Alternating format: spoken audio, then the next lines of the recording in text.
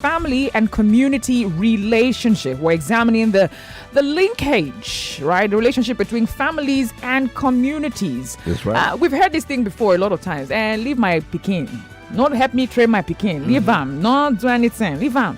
Now that same Pekin, will grow up and become a terror in that same community. That's right. And then, do you think that different parenting style affects a child's development? Also, what other factors do you think contributes to the lack of the communal relationship? What are the factors? I mean, we mentioned a few, how that, parenting style could be one of it. Yep. How that, these days people say, please don't parent my child for me. I'll parent my child myself. What could have led to that?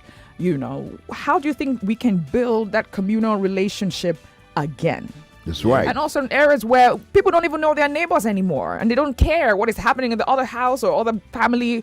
Nobody cares. And nobody really understands that or takes, understand that the fact whatever happens in the family finds its way, to affect the community at large. That's right. And also affects the society also at large. I remember one time, there was a certain area, I don't want to mention name this time, there's a certain area where in the particular building, there were all boys in that building. Yeah. We don't know what they were doing. We're most times seeing troop of boys going out, troop of boys coming in. And my dad would keep saying, who are these boys? Where are they coming from? What do they do? And he kept asking all those questions, and he was really suspicious, although he did not report anything, to maybe the local police or whatever, or the security around that area at the time. But he was very suspicious. And guess what?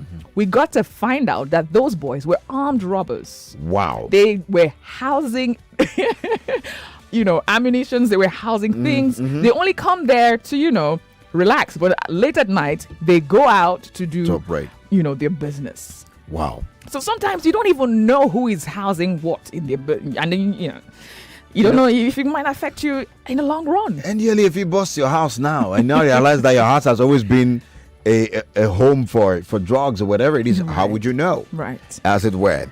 You know why things be like this? We come from a different places and come to Lagos. Yeah. So it's not easy like that to just mix with people. That is why when you go to church, you have your group. And again, like me now, wherever I go, no matter what, my life must attract people. That's why I built my house now. The fence is very high, but there is nobody I don't know in my area. There is nobody because he helped my life a lot. Once they don't see me for some time, I did come out. They will start asking me, where did you go? We didn't see you pass. So I must know people around me.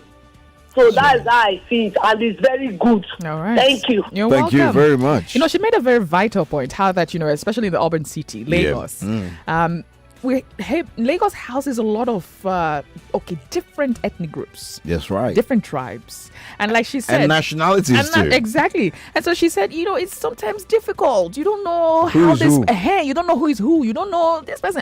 He's from this particular place. So I heard that people from this place behave like this. Let me stay myself. I don't want problem. Do you get things like that? Everyone wants to associate with only the people who they feel are from their places or from their tribe or from their, but if the person is not from there, it becomes tough for them to relate with such a person. That's right. It is not okay, this very age we are, to tell your children to call anybody uncle or aunties because of these rape cases. Yeah. When they are so used to them as uncle and aunties, they could be victims of rape. So it is not advisable to familiarize your children and say they should be calling somebody that is not related to your auntie or uncle or something like that. I just feel that like that. Then again, I want to tell you concerning, especially that I had an experience recently in my area where somebody came in the night to my window and was punching torch. The person was naked.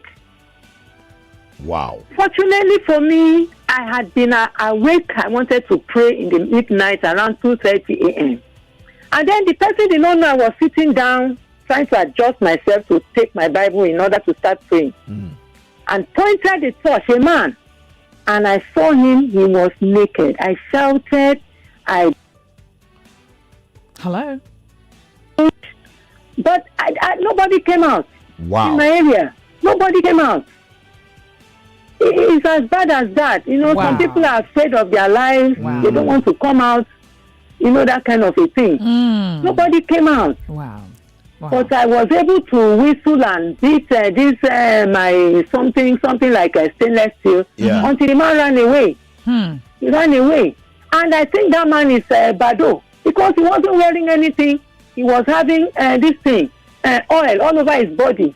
Wow. Yeah, you see, that's exactly what we're talking about. And you see, could this be that people are becoming too sensitive with the hard or harsh environment that we have in recent time, where that, everyone is just fighting for their head.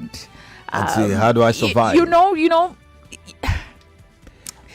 Wow. But let's not forget also that there is that sense of, not just sense of belonging, there's that reassurance you have when you can sense that there's oneness in a community. Yeah. When you speak in one voice in several areas, whether it has to do with your safety, the growth, the progress of individuals and all that. Yes. So these things are not, they don't just appear, they work towards. People come together and come up with rules and things that can guide them to grow for the betterment of the community. And it takes families coming together to achieve this. True that. So that relationship, which was what we're talking about between the family communities, very key.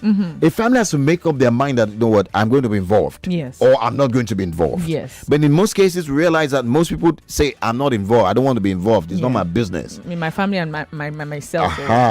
Until there's a problem. And then you now realize that, what if? And they start pointing blame to government. you get what I'm saying? What if when the woman was calling for example now, because and somebody had said, was my own. That was my own. You die, we don't know. But if there's a relationship, that relationship. Somebody would at least come out to help her, or chase the person away, or do something. Okay. I have a neighbor that brought a child for almost 2 years now.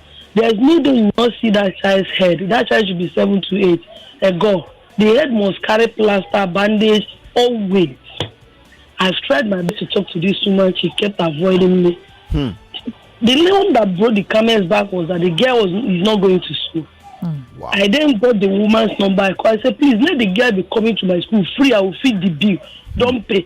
The woman kept on dribbling me. I started complaining to the neighbors around. To have no problem. Anybody who complains to me, say, please, man, I don't want trouble. Wow. Finally, I complained to a man, thinking the man can talk to the woman. The man talked to the woman. The woman got angry.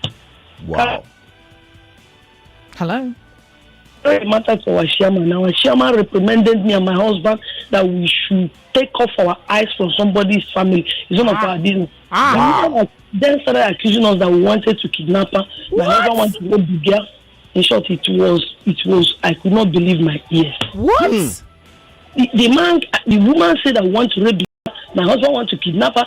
They turned the case upside down. The chairman told us to start begging the woman. What? Wow. Begging the woman. Wait, the chairman of your community?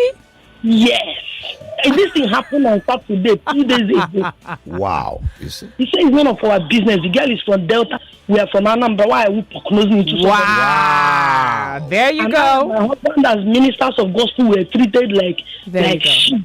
There you go. Don't put disgrace that my husband is a rapist. He wants to rape the girl. Wow. I myself, I am this, I am that, we are that. In short, I'm hearing that as I'm talking to you, thinking about. Wow.